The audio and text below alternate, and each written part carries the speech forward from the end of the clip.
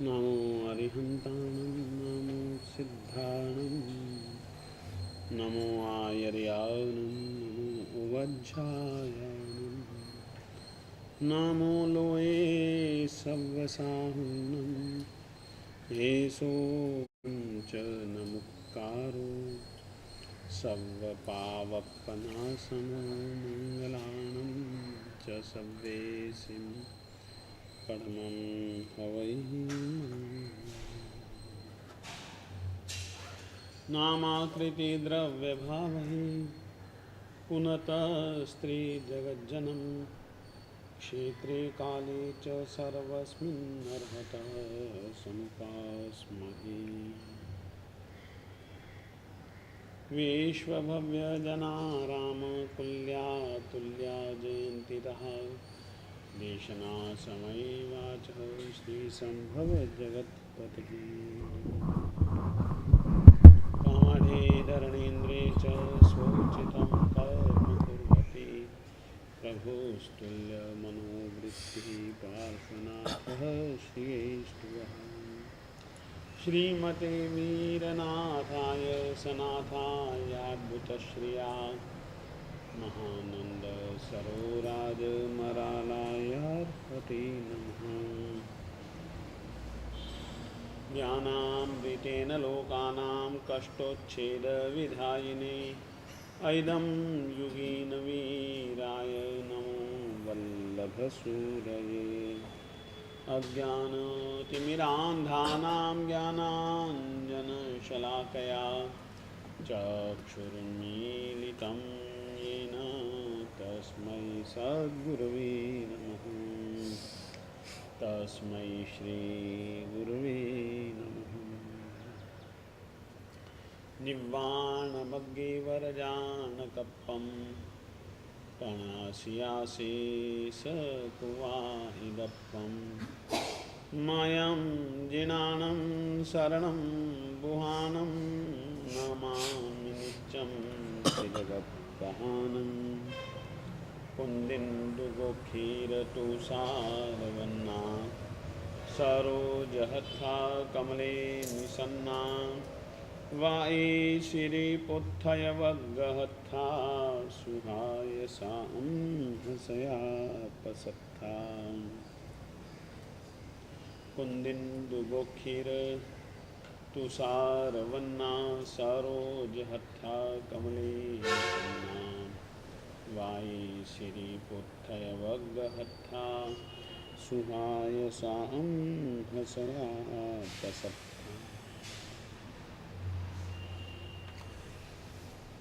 नाम कर्म का संबंध शरीर और शरीर के साथ में जुड़े हुए अंग प्रत्यंगों, हड्डियों, रंग रूप इत्यादि से तो उसका संबंध है ही, मगर इसके अतिरिक्त कुछ इस तरीके की बाहर की स्थितियों से भी उसका संबंध है जो कि अपने को सोचने के लिए मजबूर कर देता है। जैसे कि एक ही बात है,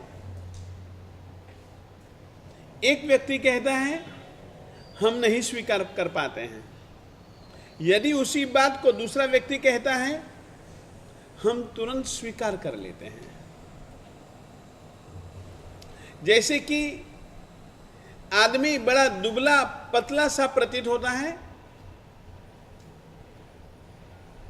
मगर उसके सामने मोटा ताजा आदमी भी आ जाए ना, वो यदि उसको कहे तो वह डरने लग जाता है।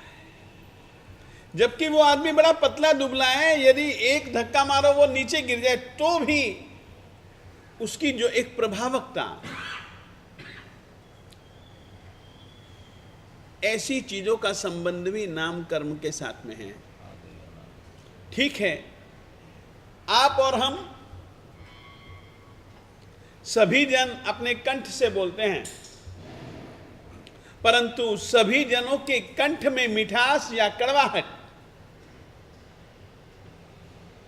का एक अपना अलग अलग प्रभाव है। कौवा भी बोलता है, कोयल भी बोलते हैं। कोयल के स्वर को हम सुस्वर कहते हैं, अच्छा स्वर, मीठा स्वर कहते हैं, जबकि कौवे के स्वर को हम कर्कश कहते हैं। तो इस तरीके की बाहरी आंतरिक वृत्तियों प्रवृत्तियों का संबंध भी नाम कर्म से है। नाम कर्म के अंतर्गत अपन लोग गति, जाति, गति के 4 भेद, जाति के 5 भेदों का अपन लोग विचार सामान्य रूप से कर चुके हैं। शरीर नाम कर्म का विचार अपना चालू था। आहारक शरीर के विषय में अपन लोग बातें कर चुके हैं। तेजस शरीर,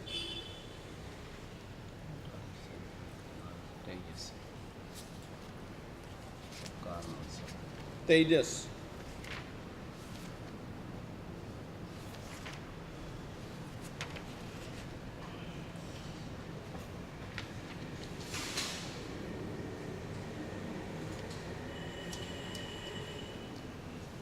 तेजस वर्गना के पुद्गलों से बना हुआ शरीर तेजस कहलाता है।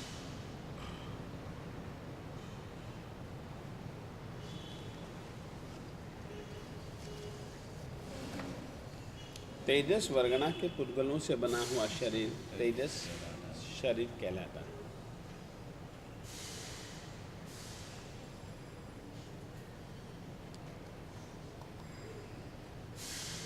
शरीर में पाई जाने वाली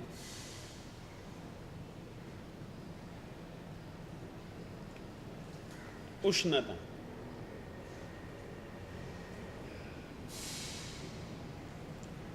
गर्माहट से पाई जाने वाली उष्णता यानी गर्माहट से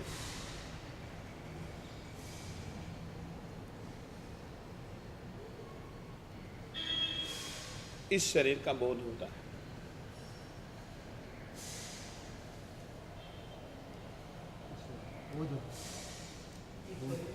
हाँ जी, शरीर का बोध, जानकारी।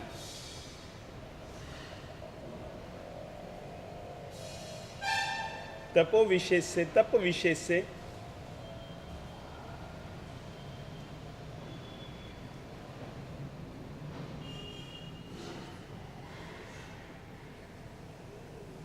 प्राप्त तेजस लब्धि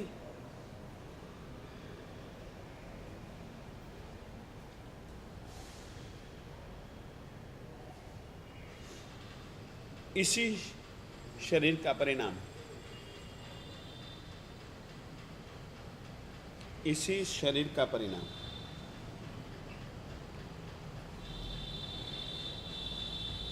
पांचवा शरीर लिखे कार्मण शरीर, कार्मण।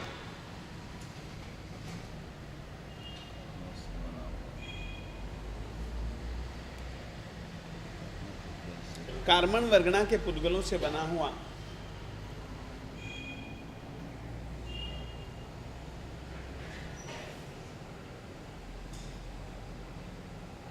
शरीर कार्मण शरीर कहलाता है।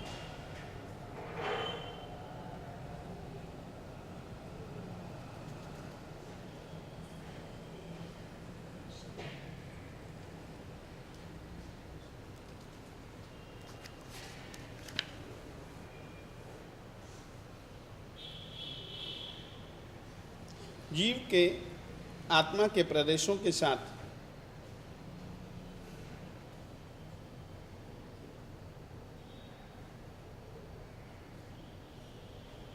लगे हुए, जुड़े हुए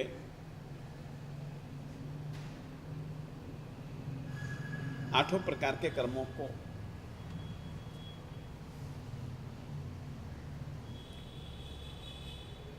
कार्मण शरीर कहते हैं।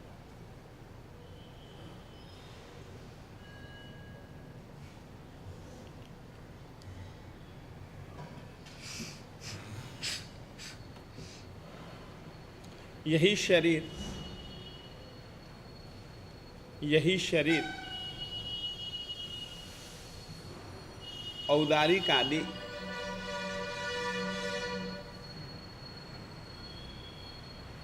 चारों शरीरों का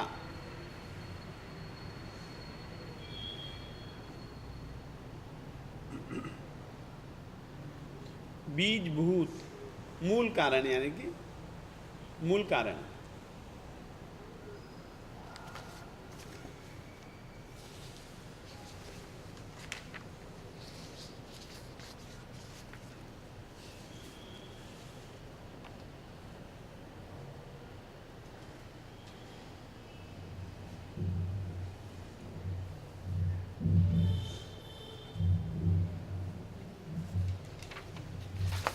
ठीक है,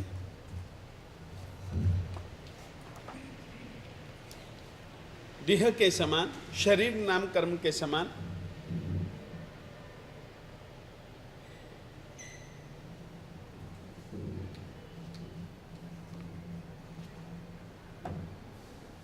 बंधन नाम कर्म भी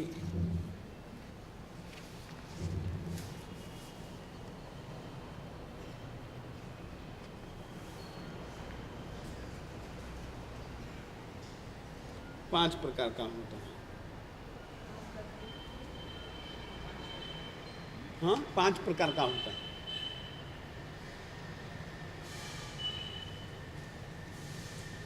लिख लीजिएगा पांचों के नाम। औदारिक शरीर बंधन नाम कर्म, ऐसे ही वैक्रिय शरीर बंधन नाम कर्म, तेजस बंधन नाम कर्म, आहारक, पहले आहारक लिखना, फिर तेजस, फिर कर्म।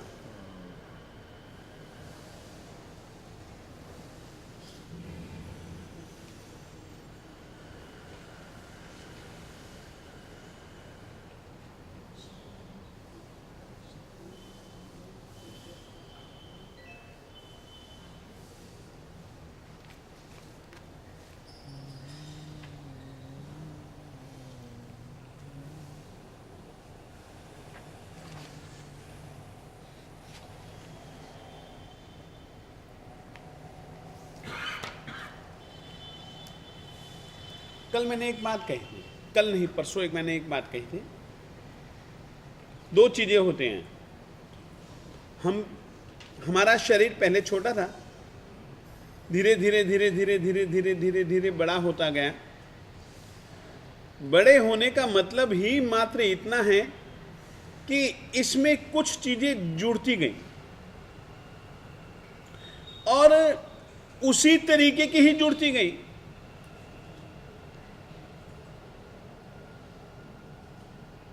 तो पहले जो ग्रहण की गई थी और वर्तमान काल में जो ग्रहण की जा रही हैं, इन दोनों को परस्पर जोड़ने वाला यदि कोई कर्म है तो वो बंधन नाम कर्म है। फिर से कहना चाहता हूं, पहले हम इतने थे, आज की तारीख में मानो हम इतने हो गए, तो इसमें कुछ जुड़ा ही। पहले जो रूप था वैसा ही रूप अभी है। तो इसका मतलब केवल इतना ही है कि पहले जैसा रूप था वो वैसा अभी भी है। तो अभी जो जुड़ने वाले पुद्गल हैं वो भी उसी तरीके के हैं। जिस तरीके से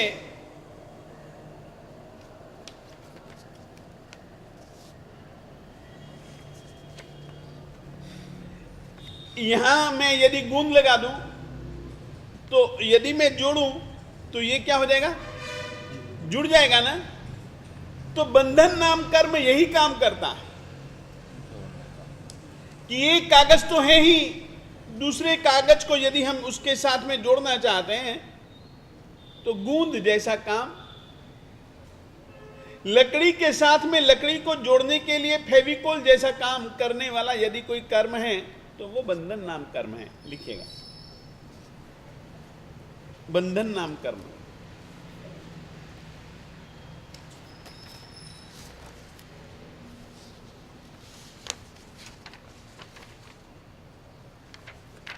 जिस प्रकार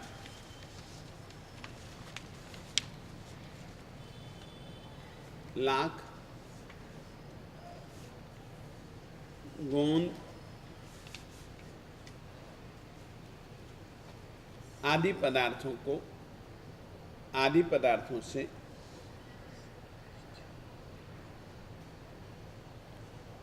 दो चीजें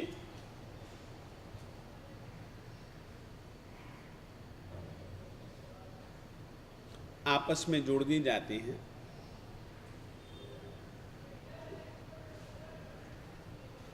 उसी प्रकार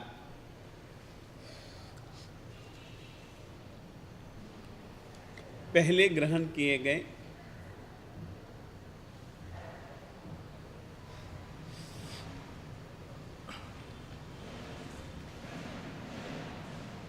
औदारिक आदि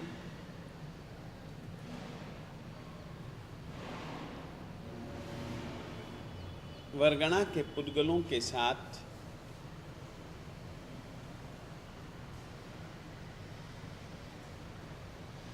ग्रहण किए जा रहे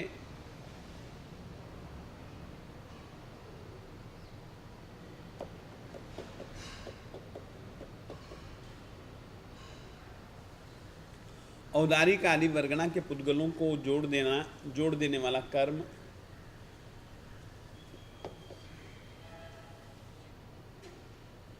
बंधन नाम कर्म है।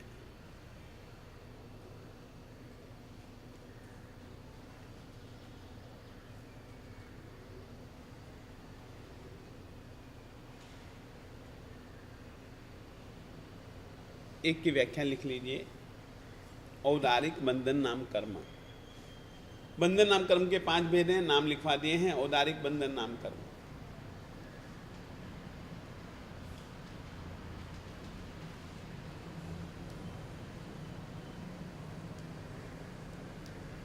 जिस कर्म के उदय से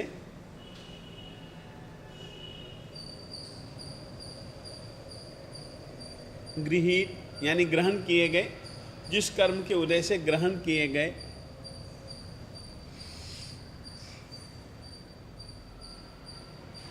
औदारिक वर्गणा के पुद्गलों के साथ औदारिक वर्गणा के पुद्गलों के साथ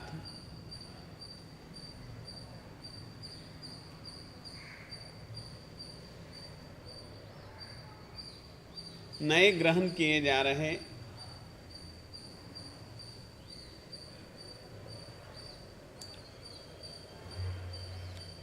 औदारिक वर्गणा के पुद्गलों के साथ में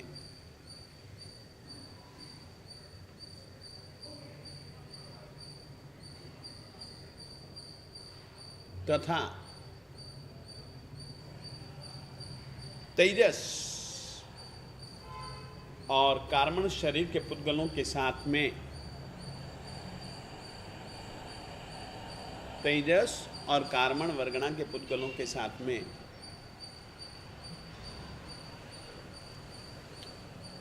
जोड़ दिया जाए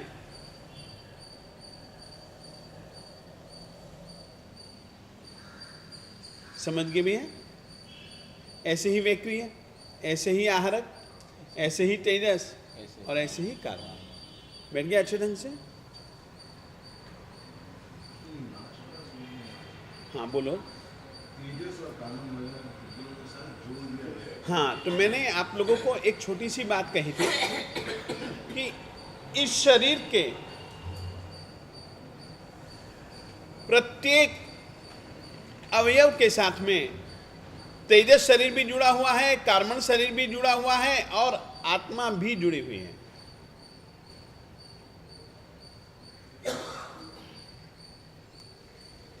पूरे के पूरे शरीर के साथ में, शरीर का कोई भी अवयव हो उसके साथ में एक जुड़ा हुआ है।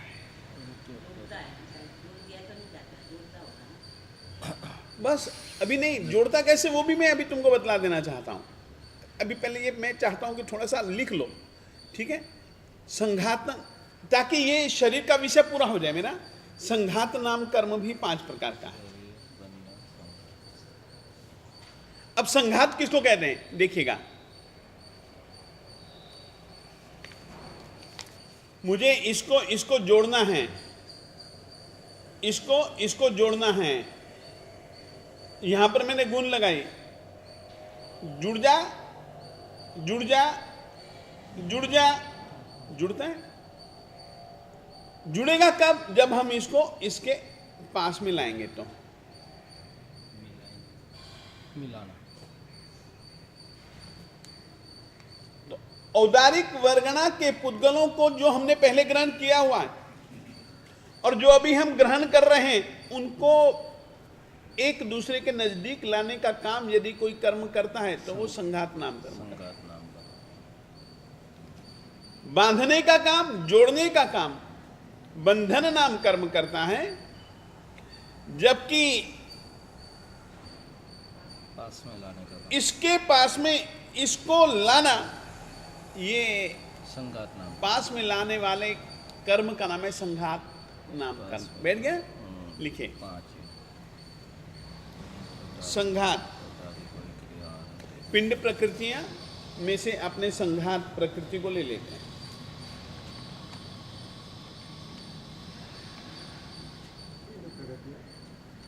पिंड 4 प्रकृति है ना, इसमें संघात नाम कर्म दिया है तो ये पिंड प्रकृतियां ना, गति, जाति, शरीर, बंधन, ये पिंड प्रकृतियां। पिंड प्रकृतियां 14 हैं, गति, जाति, शरीर, अंगोपांग, अंगोपांग इत्यादि, ये जो हमने बतलाए ना, बंधन, संघात, ये है।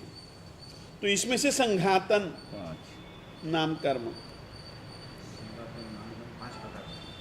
हाँ 5 प्रकार का है, लिख लीजिएगा। अंगोपांग, औदारिक संघातन, वैक्रिय, आरव, औदारिक शरीर संघात नाम कर्म, वैक्रिय शरीर संघात नाम कर्म, आहारक शरीर संघात नाम कर्म। इसका संघातन, ये इसका परिभाषा क्या सर? किसकी? हाँ, परिभाषा लिख लीजिएगा। संघातन परिधि। हाँ जी, लिख लीजिएगा।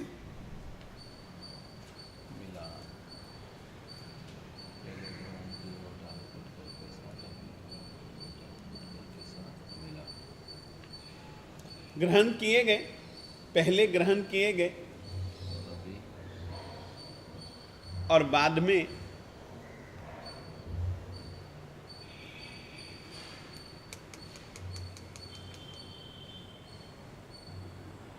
ग्रहण किए जा रहे हैं।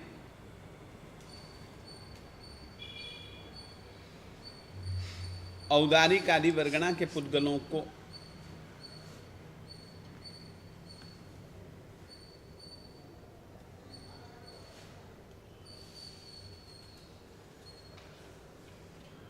पास में लाना,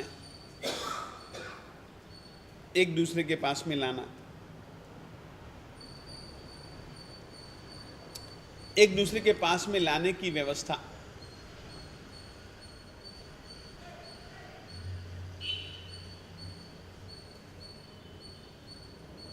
करने वाला कर्म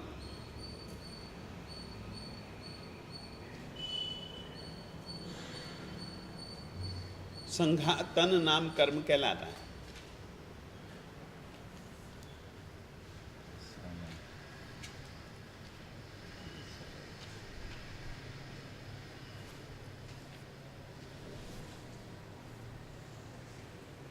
जैसे कि अपन लोग कई बार देखते हैं, लकड़हारा जंगल में जाता है, लकड़ियां काटता है, सब अलग अलग पड़ी रहते हैं। किसान होता है, खेती होती है, किसान खेती काटता है, सब अलग अलग धान्य पड़े रहते हैं, परंतु जब उसको गट्ठर बनाना होता है तब वह सब की सब लकड़ियों को मिलाता है, एक दूसरे के पास में रख देता है और फिर रस्सी से बांधता है। बैठ गया? तो संघातन यानी कि पास में लाना। बैठ गया। इसके 5 भेद हैं। औदारिक, एक की व्याख्या लिख लीजिए, औदारिक संघातन नाम कर्म।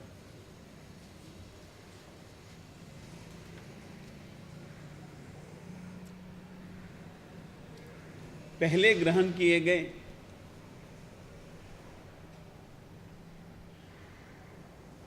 औदारिक वर्गणा के पुद्गलों को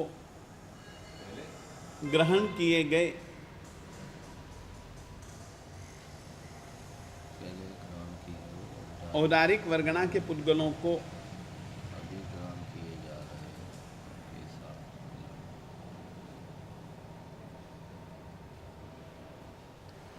ग्रहण किए जा रहे एक के पास कर लो ना, पहले ग्रहण किए गए औदारिक वर्गणा के पुद्गलों के पास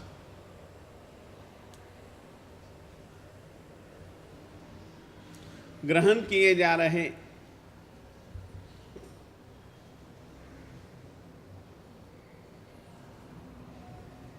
औदारिक वर्गणा के पुद्गलों को मिलाना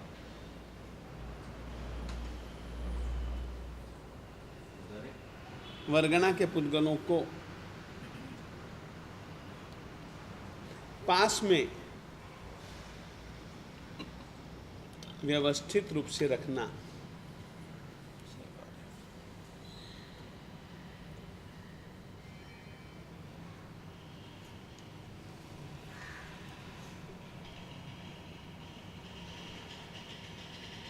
हो गए।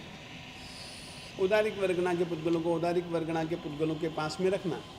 वैक्रिय वर्गणा के पुद्गलों को जो पहले ग्रहण किए गए वैक्रिय वर्गणा के पुद्गलों के साथ में पास में रखना। बस ये प्रकार से बैठ गया? गया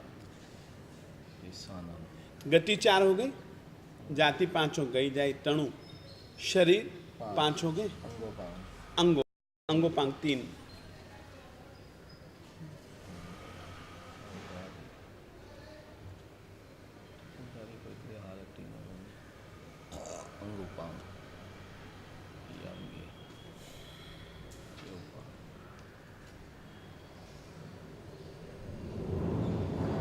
अंगोपांग 3 प्रकार के होते हैं।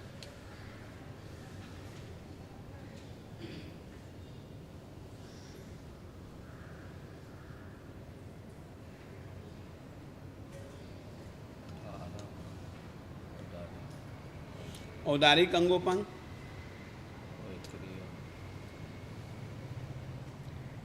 वैक्रिय अंगोपांग,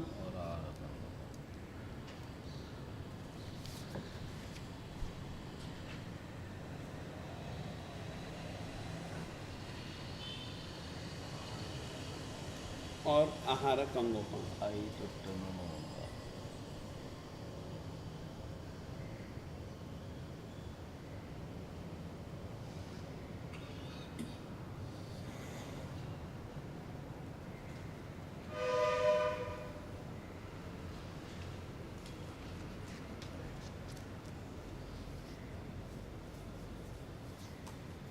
औदारिक अंगोपांग नाम कर्म लिखे। हाँ, लिख लीजिएगा। अंगोपांग नाम कर्म की व्याख्या लिख लीजिएगा। जिस कर्म के उदय से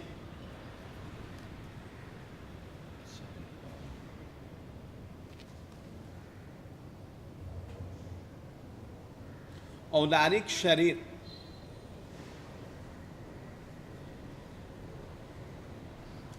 के रूप में परिणत बने हुए, यानी कि परिणत पुद्गलों से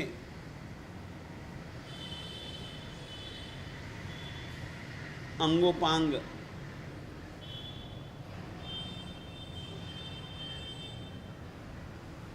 निर्मित किए जाएं, निर्मित किए जाएं,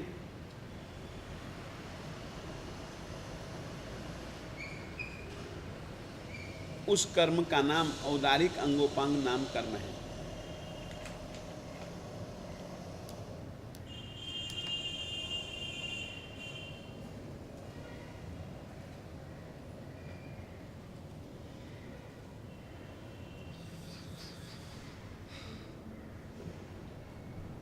बैठ गया अच्छे ढंग से?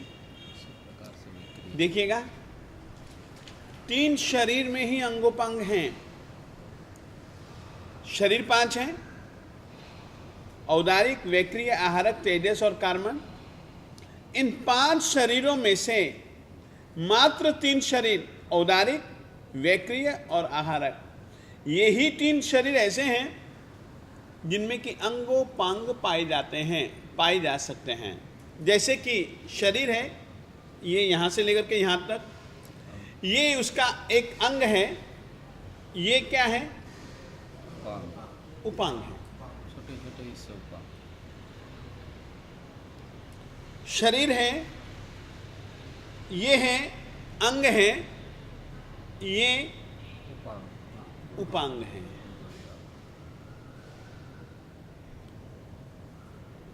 मानो ये उंगली है, इसके भी उपांग हैं। ये पर्व जो है उंगली के उपांग हैं। उपांग यानी कि छोटे हिस्से, अंग यानी कि बड़े हिस्से। मूलभूत हिस्से को हम अंग कह सकते हैं, उससे जुड़े हुए जो छोटे हिस्से हैं उनको हम लोग उपांग कहते हैं। ठीक है? हाँ जी। शरीर तो यानी कि लोथड़ा है, लोथड़ा है, परंतु इसमें ये मस्तक है, ये कान है, ये नाक है, ये आँख है, ये होठ है, ये दांत है, ये छाती है, ये गला है, ये हाथ है, ये उंगलियां हैं, ये नाखून हैं, ये पर्व हैं, ये सब अंगोपांग कहलाते हैं। हाँ जी, सब कुछ है। हाँ जी, हाँ जी। किसी के कान बड़े होते हैं, किसी के छोटे होते हैं। हाँ, उसके पीछे तो कुछ कारण होते हैं, वो तो एक संकेत होते हैं, संकेत होते हैं। एक बात कहना चाहता हूँ, जैन परंपरा में ग्रहों को बहुत महत्व दिया जाता है। जैन परंपरा ग्रहों को निष्प्रभावी नहीं मानते हैं। शुभाशुभ कर्म फल देश कहा ग्रहा, कर्मों का शुभ या अशुभ फल ग्रहों के आधार पर मिलता है।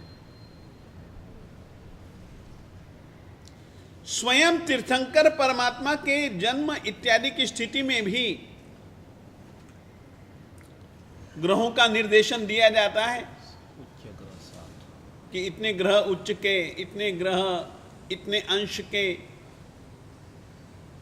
और यदि इतने ग्रह उच्च के हों तो ऐसे होते हैं, ऐसे होते हैं। यदि इतने उच्च के हों, यदि ये उच्च के हों, यदि ये नीच के हों, यानी कि ग्रहों का प्रभाव जैन परंपरा अवश्य में मानते हैं।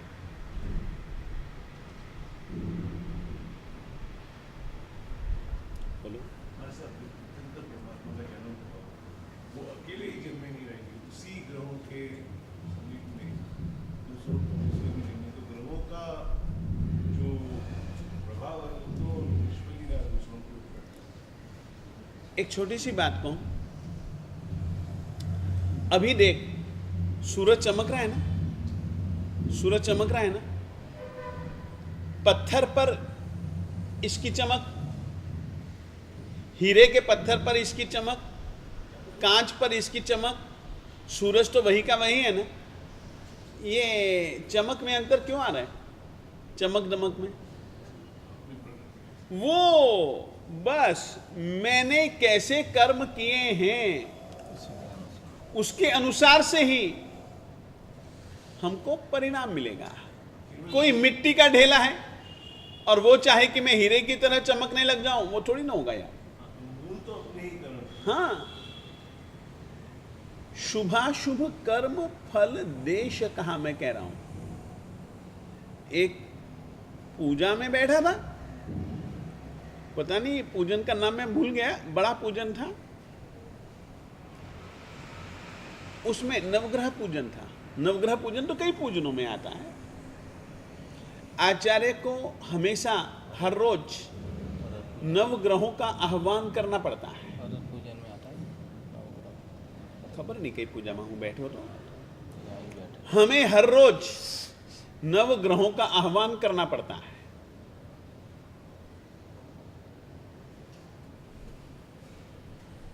और नवग्रहों के विषय में पूजा आई तो संस्कृत में मंत्र थे, तो उसमें जहां तक मेरा ख्याल है मैंने उसी में ही पढ़ा है। अब वो पूजा कौन सी थी, पूजन कौन सा था, ये मुझको ख्याल नहीं है।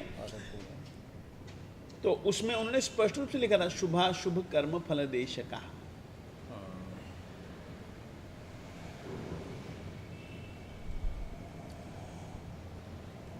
तो ऐसी बात नहीं है कि हमारी जैन परंपरा कर्म को भी मानती है, ग्रहों को भी मानते हैं, और ग्रह स्वयं भी तो कर्मों के अधीन है ना, हैं तो वे भी संसारी आत्मा। देवता है। चाहे वे देव निकाय में पैदा हुए, हम मनुष्य बने, तो इस तरीके से बैठ गया अच्छे ढंग से। साहब, वो अंगोपांग में ना तेजस और कारण शरीर नहीं होता, तो अपनों का अनुभव तो होता है, कृष्ण का है, ये है। अंगोपांग जिस तरीके से औदारिक वैक्रिय आहारक में होते हैं, वैसे तेजस कार्मण में शक्य ही नहीं है। शरीर प्रमाण कार्मण शरीर है, शरीर प्रमाण तेजस शरीर है, हर जगह है वो तो, परंतु ये उंगली हर जगह नहीं है। अब ये उंगली का यहीं पर पैदा होना, ये आंख यहां नहीं होगी, आंख आदमी की यहीं होगी, कान यहीं होंगे, पांव यहीं होंगे, नीचे ही होंगे। यह जो व्यवस्था करता है वो एक अलग चीज है। हर किसी जीवात्मा के पास में शरीर तो है, पत्ता है, हरा है, पत्ता है, लाल भी होता है,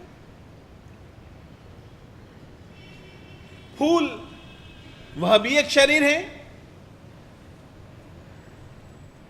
कितने रंगों के फूल मिलते हैं,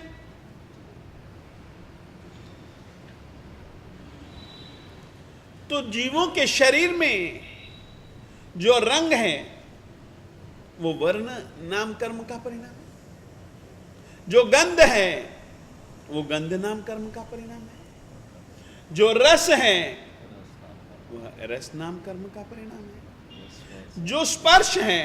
अब देखिएगा, क्या सभी जीवों का स्पर्श एक जैसा होता है? किसी का स्पर्श कोमल भी होता है, किसी का स्पर्श गर्म होता है। आग का स्पर्श गर्म है कि नहीं?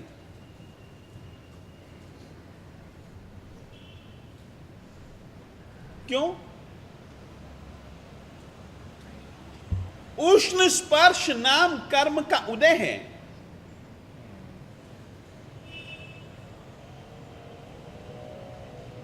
तो इस तरीके से ये सब चीजें शरीर के साथ संबंध रखते हैं, और शरीर के साथ में संबंध वर्ण का भी है, गंध का भी है, रस का भी है, स्पर्श का भी है, हड्डियों का भी है।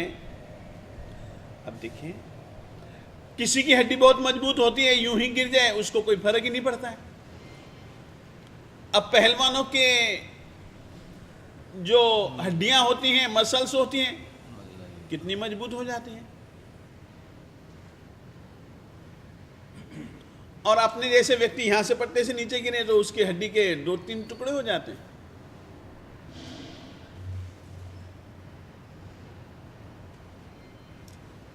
तो हड्डियां, अब देखिए अपन इतने जन बैठे, सबका क्या डील डॉल एक जैसा है? शरीर तो है, मना नहीं है, परंतु कोई सुंदर दिखता है, कोई कुरूप दिखता है, कोई असुंदर दिखता है, कोई कुबड़ा भी होता है, कोई लंबा होता है, कोई मोटा होता है।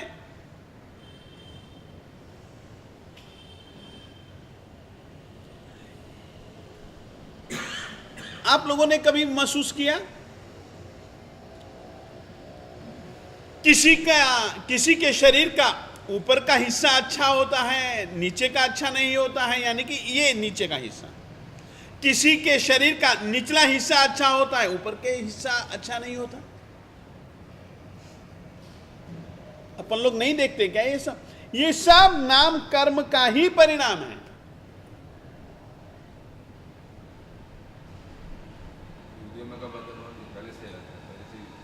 हाँ, नहीं, उदय की जो अवस्था है वो गति आदि को भी ध्यान में रख करके प्राप्त होता है। इसीलिए ही आयुष्य कर्म के बंधन का स्वाध्याय करते हुए अपन लोगों ने गति, जाति, स्थिति, ऐसी कुल 6 चीजों का अपन लोग आलेखन कर चुके हैं। तो यह जो कुछ भी होता है ना, ये सब नाम कर्म शरीर से संबद्ध अधिकतर चीजें इससे जुड़ जाती।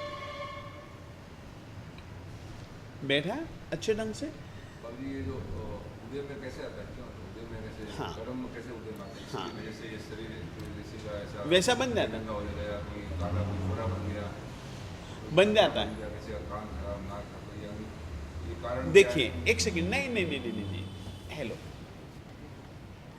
मैंने वैसे तो मैं 8 के 8 कर्मों का लिखवाने ही वाला हूं, फिर भी मैंने प्रारंभ में आप लोगों को मैंने बतलाया था कि ज्ञानावरणीय कर्म का अनुभव जीव किस किस ढंग से करता है। 5 इंद्रियों की ज्ञान शक्ति में न्यूनाधिकता और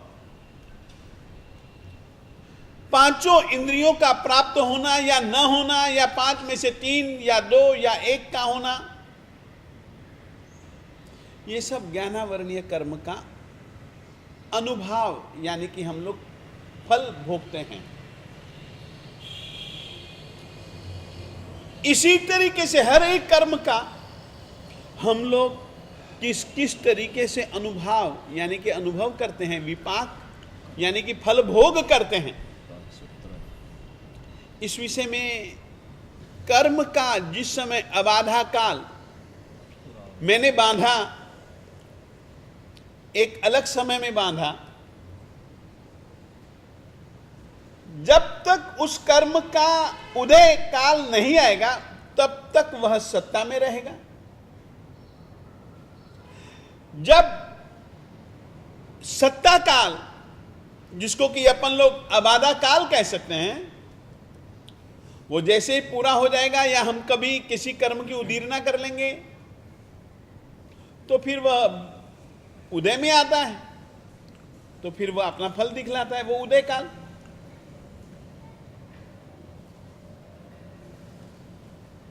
बंधन काल, सत्ता काल, उदय काल, उदीरना।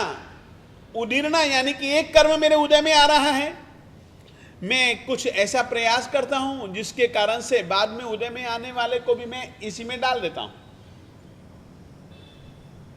वो उदीरना कहलाते हैं।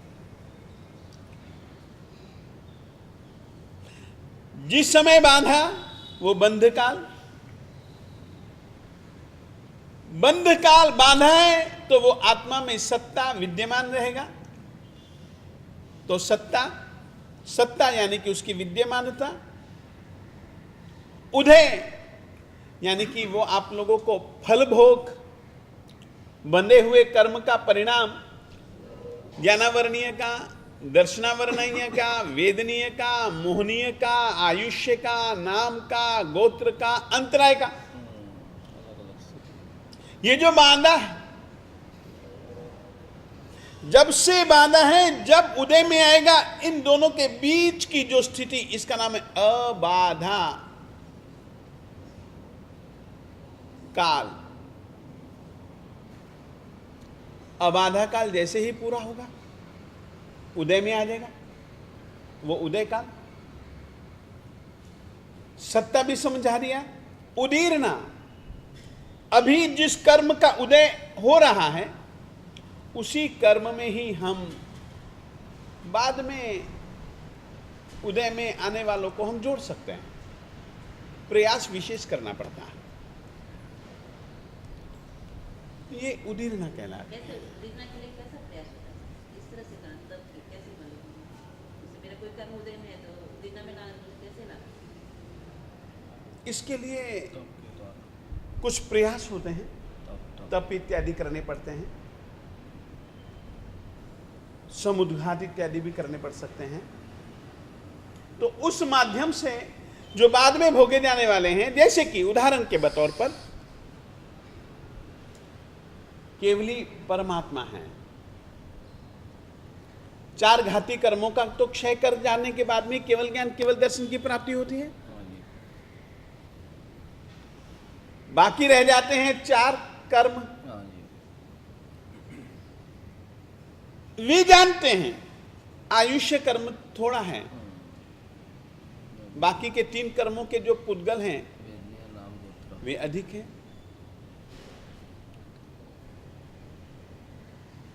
तो मुझको जो अधिक हैं, कम से कम मुझको इनके बराबर तो कर लेने चाहिए। इनके बराबर तो कर लेने चाहिए, तो वे केवली समुद्घात करते हैं। तो इस रीति से वो कर्मों का परिणाम भोग लेते हैं। एक ऐसी प्रक्रिया, और वह प्रक्रिया आत्मिक प्रक्रिया है, आंतरिक प्रक्रिया है। तो इस ढंग से हम लोग भोगते हैं। उदीरना नहीं करते। कर सकते हैं ना, हमारी उदीरना होती है, करते भी हैं, उदीरना होती भी है। इसीलिए आप लोगों ने कभी देखा है, जिस समय बहुत ज्यादा वेदना होती है, असह्य वेदना हो जाती है, उस समय आदमी लगभग मूर्छित हो जाता है, मूर्छित हो जाता है। कुछ देर के बाद में उसकी मूर्छा टूट जाती है। ऐसे समय पर, और जब मूर्छा टूट जाती है, कुछ शांति महसूस करता है। मौत के समय तुम देखो, कोई आदमी बहुत ज्यादा तड़प रहा होता है, गया, बिल्कुल शांत हो गया। क्या किया? वो इतना तड़प रहा था।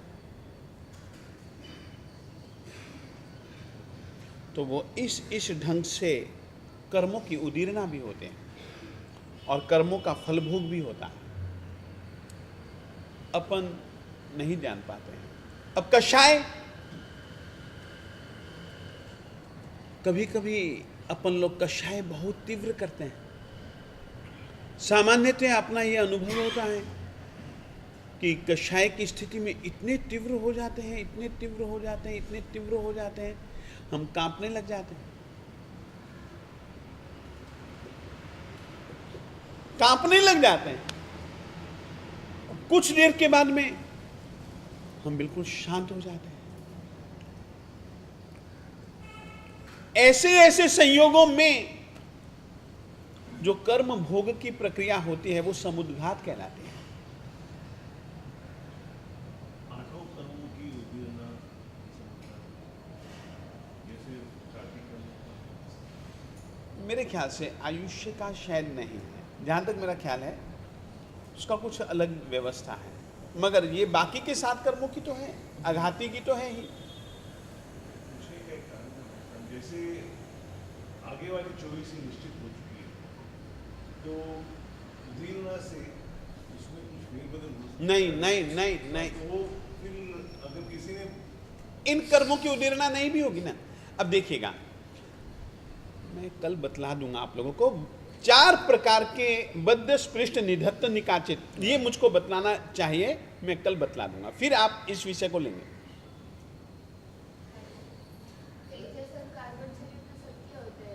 हाँ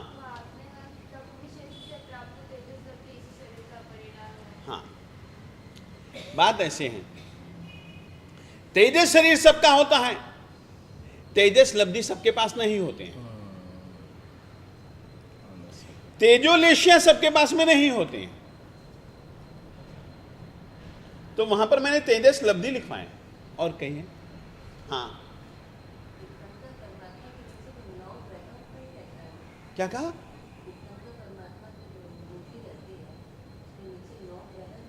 हाँ बिल्कुल,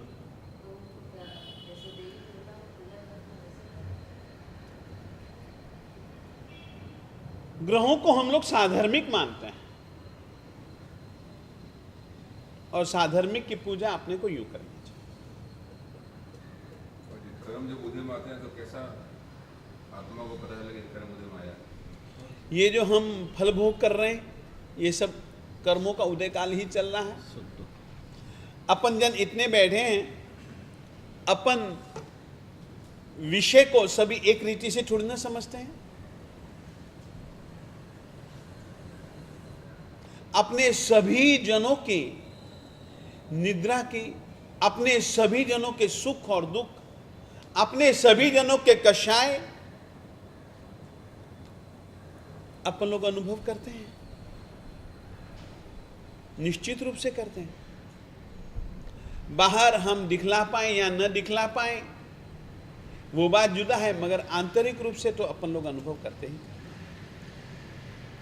बाहर वाला व्यक्ति केवल मुझको तड़पता हुआ देख सकता है, मगर मेरी आंतर वेदना वो केवल अनुमान लगा सकता है कि किस तरीके से तड़प रहा हूं, किस तरीके से मैं कराह रहा हूं। परंतु आंतर वेदना का तो अनुभव हमको खुद बीमार पड़ते हैं, भयंकर बीमारी आ जाती है, तो उस वक्त अज्ञानता से वो जाते हैं डॉक्टर के पास, उनके पास, सबके पास, हकीमों के पास, बड़ा झगड़ा करते हैं। लेकिन वो तो है तो कर्म उदय में, तो उनको संकीर्ण हो तो वो नहीं जाएंगे। बात ऐसी है, कर्म जो होते हैं ना, वो कभी कभी किसी निमित्त को पाकर के भी उदय में आते हैं। निमित्त के हिसाब से भी कर्मों का फल मिलता है। ऐसे ऐसे निमित्तों से दूर रहें या ऐसे ऐसे निमित्तों का नाश कर दें, तो फिर वो जो कर्म हैं और कभी उदय में आ सकते हैं। उनकी हाँ, इनकी कर्मों की स्थितियों को, कर्मों के रस को अपन लोग कम कर सकते हैं। ये अपने हाथों में, बिल्कुल आपके हाथों में है। ज्यादा कर सकते हैं, आप लोगों के हाथों में है। अब देखिएगा, एक छोटी सी बात कहना चाहता हूं।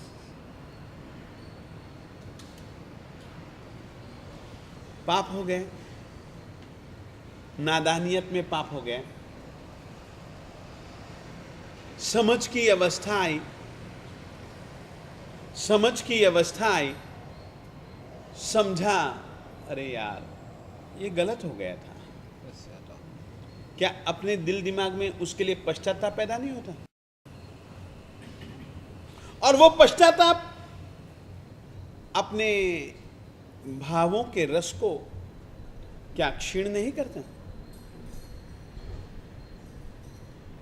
वो क्षीण रस क्षीण हुआ। अच्छा, मानो मैंने कोई अच्छा काम कर डाला और अच्छा काम करने के बाद में मुझे बहुत खुशी हुई। मालिक ने बहुत दया की, आज कुछ अच्छा हो गया, कुछ अच्छा उसने करवा दिया। भाषा कुछ भी आप दे सकते हो। बहुत बहुत सारा धन्यवाद गुरुजी, ऐसी दया सदा बनाए रखना, अच्छे काम करता रहूं। क्या यह कहना, इसमें मेरा एक आत्मभाव नहीं जुड़ता? और क्या उसमें तरतमता नहीं होती? होती है। ये रस की स्थितियां हैं। तो इस ढंग से हम बहुत कुछ परिवर्तित करते हैं कर सकते हैं। पहले नाम कर्म होता है या आयुष्य कर्म। फॉर एग्जाम्पल, मेरे को मनुष्य गति में जाना है तो औदारिक शरीर ही मिलेगा और मेरी उम्र मैक्सिमम 100 साल ही होगी, तो ये नाम कर्म के अंतर्गत आया। और आयुष्य मेरे 100 साल जीना है और सपोज मैं देव गति में जाऊँ तो मिनिमम 10,000 साल या 1 साल वो वापस डिसाइड। तो पहले क्या बनता है, नाम कर्म या आयुष्य कर्म? कर्म के यह जो क्रम रखा है इसके पीछे क्या कारण है मैं पढ़ करके आपको बतला सकता हूँ। मेरे पास है साहित्य, मैं उसमें से पढ़ूंगा, सोचूंगा, समझूंगा और बतला दूंगा। एट लास्ट आयुष्य कर्म अंतर मरक में तो बंद रहेगा, तो ही आत्मा इस शरीर को छोड़ के जाएगी, तो उसी समय नाम कर्म भी होगा। इसके बारे में नहीं, मैं आराम से पढ़ करके आपको बतलाऊंगा, पढ़ करके मैं निश्चित बतलाऊंगा। आयुष्य कर्म के साथ 6 चीजें छह चीजें मिलती हैं। उसमें एक ये भी है श्वासोश्वास इत्यादि सब कुछ है, मगर क्या कि एक बार मैं पहले पढ़ लूं, वापिस उसको भी पढ़ लूंगा और ये जो एक नया सवाल है इसको लेकर के मेरे पास सामग्री है, मैं पढ़ लूंगा। और कुछ और एक वैवाहिक दृष्टि में यहाँ पर जैसे जनरली होता है, जब बीमार पड़ते हैं लोग तो अभी उनको पता है अभी 70 साल के हो गए, 75 साल हो गए, फिर भी उनको हॉस्पिटल में भर्ती करते हैं, महीना 2 महीना रखते हैं वहाँ पर, फिर लोग वापस बोलते हैं क्यों वहाँ लेके गए, क्या ऐसे लेके गए। ऐसे भी अपने शासन में ऐसे भी आए हैं, जब साधु भगवान भी बहुत उनको भी गाड़ी में लेके चले जाते हैं वहाँ हॉस्पिटल में, हवाई जहाज में लेकर जाते हैं यार, सीधी सी बात है। तो ये उसमें क्या ये इसकी क्या स्थिति है जो हम बात कर रहे हैं उस विषय पे? छोटी सी बात कहना चाहता हूँ, प्राय करके अपन जब तक जितने भी जन बैठे ना, एक नियम है, जब तक सांसा तब तक आशा। लगभग अपने सभी जनों की यह स्थिति बनी रहती है, जब तक सांसा, जब तक श्वास है तब तक आशा। और आशा एक ऐसी चीज है जो कि आदमी को दौड़ाती है।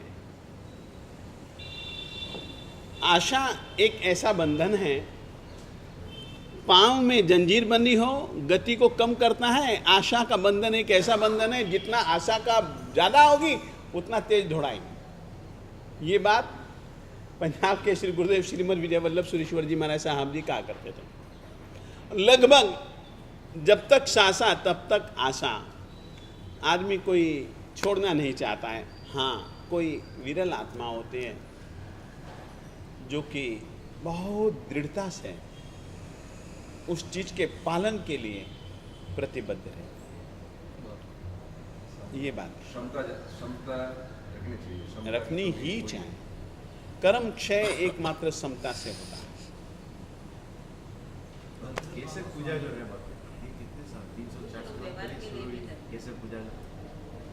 केसर पूजा की उम्र ज़्यादा लंबी नहीं है। चंदन पूजा तो आपने यहाँ आते हैं, अष्ट प्रकारी पूजा में भी चंदन पूजा है, केसर पूजा नहीं। केसर पूजा जहाँ तक मैं मानता हूँ एक प्रकार के